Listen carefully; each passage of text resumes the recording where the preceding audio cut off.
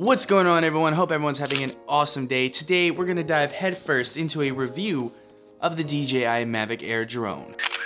First, I want to remind all of you guys to go ahead and press that subscribe button so that you can stay up to date with all of my videos. So I purchased the Mavic Air about 2 weeks ago, and one of the things that I noticed immediately right off the bat was the size of this thing. The size of this drone, it's absolutely incredible. I can't believe that there's so much packed into this tiny little thing.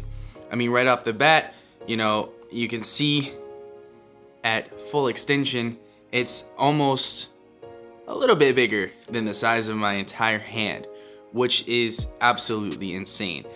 Pair that with the fact that they have an amazing camera on a gimbal right here on the front, with wireless capabilities, Wi-Fi streaming directly to your phone. It's amazing. And then, you know, we'll touch more on these in a little bit, but they have sensors all around the drone for obstacle avoidance to avoid running into anything. So DJI really did it with this one. They really packed a lot into such a small package. And I have to say, as a first-time drone user, I'm fully impressed. I never, you know, I had always wanted to get a drone, but the size was intimidating. I didn't really, you know, have anywhere to put it, have anywhere to store it, especially take it with me on travels. This is amazing. So again, this is the DJI Mavic Air. Unlike a lot of their other drones, this uses enhanced Wi-Fi to connect. You have two options to connect to the drone. You can connect directly through your smartphone, or you can connect with the supplied RC controller that they give you. You can plug your phone directly into the RC controller and obtain a live feed, as well as change the settings on your drone while you're flying. Now, as someone who has never ever flown a drone before, I found this extremely easy. Initially, I started out in beginner mode, and I quickly came off of beginner mode because it was really easy to understand. It was really easy to fly. This is not a difficult thing to do, at least not for me. I found it to be a very simple process. Now, I will say this right off the bat, one of the biggest problems that I had with this drone was range.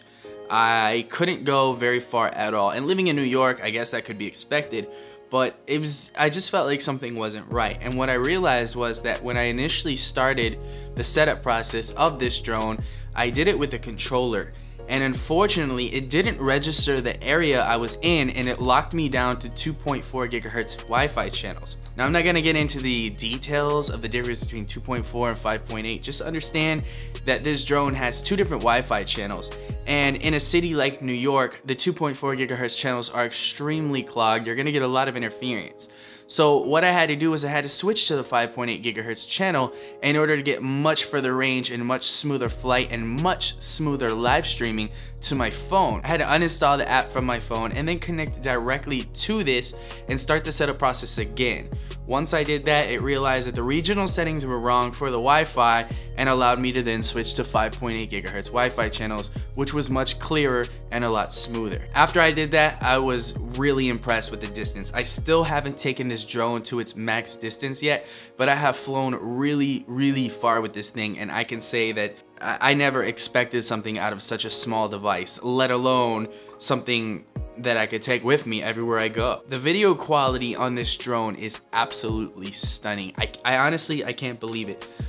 The fact that the camera is so small and is able to attain so much detail in such a crisp image, it really blows my mind. Now, I do know that the Mavic Pro is better and the Phantom 4 is just through the roof better, but for a beginner, with a beginner drone, this does everything I absolutely need it to. I was filming in the mountains of West Virginia. I've been filming in the city of New York. It's just like so much can be captured through this, and it's absolutely amazing. Still image quality of this device is pretty good as well. Obviously, it's not gonna be something like from a DSLR or a mirrorless camera, but the still image quality that you can take pictures with on this drone is pretty good. Like, I have to say I'm impressed with that as well. I do shoot in a log format when shooting video so that I can color grade it correctly towards the end. The picture is very flat. It allows for a lot of dynamic range, so that is a great tool to have as well. I've played around with the intelligent modes of this device a little bit, like active track. Active track is really neat. You can actually set a person or an object to track on your phone, and wherever that person or object goes, the drone will follow. It's actually pretty clever. It's intuitive, and I'm just like, again, I can't say this enough. I'm so surprised by the technology that's in this tiny device. There are a couple other modes as well. There is a quick shot mode, which allows you to get rotational shots. There's an asteroid mode, which kind of gives you like a 360 tiny pic little shot. All of these are really neat features, and they're really cool to have in this drone. However, I don't use them as much as I do with normal filming. Now, of course, not everything can be perfect on this. My initial thoughts were that the battery life is atrocious, and I still feel that way.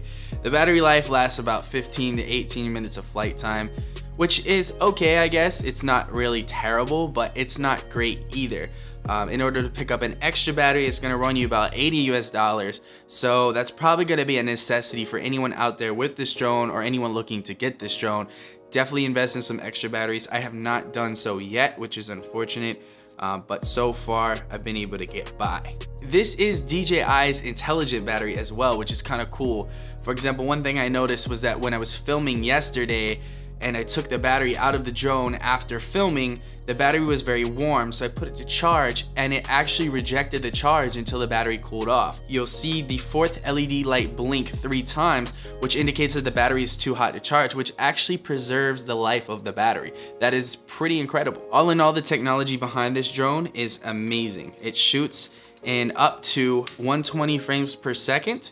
I usually only shoot in 30 or 60 frames per second. I haven't really used the 120 frames per second much. The footage quality is pretty amazing, I have to say. I know that I keep saying this, but I'm really impressed with this. This is one of the best devices I've had the time to play with. It's one of the best things that I've bought, and I'm really proud of this purchase. One thing for beginners to note that is really important is make sure that when you unfold the propellers that you fold down these little pieces right here. These are actually the antennas for the Wi-Fi connection, so these need to be down for you to fly at an average distance. There is internal memory in this device, which is very handy if you don't have an SD card on you or your SD card has run out of space.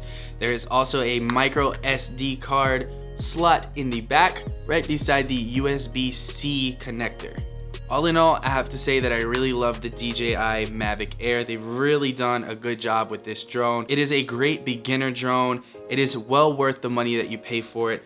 However, you will need to invest in some extra battery power. Another thing that I do want to say that is probably a necessary purchase, I still have not done this yet, but I do plan on doing this in the next couple of days, is purchasing ND filters for this device, especially when shooting video. You're gonna want an ND filter so that you can keep your shutter speed steady. When you have it in automatic mode, it constantly adjusts the shutter speed regardless of the frames per second that you're recording in. And also, it just kind of makes for like a crappy video if your shutter speed is constantly changing and all kinds of stuff. Definitely invest in the little ND filters for these. I'm gonna be picking up some myself. If you're on the fence about getting this drone, I definitely recommend that you do. It is a great little drone. You can take it anywhere. Another thing that DJI did that was really cool is that you can actually unscrew the little joysticks and store them inside the controller, which makes it easier to travel with. A lot of time, effort, and planning and engineering went into this device, and I have to give it up to DJI. They did a great job. I love this drone. I will continue to use this drone all the time, and anyone out there who was on the fence about getting one, I say go for it. I think these are great. I hope you guys liked this review of the DJI Mavic Air.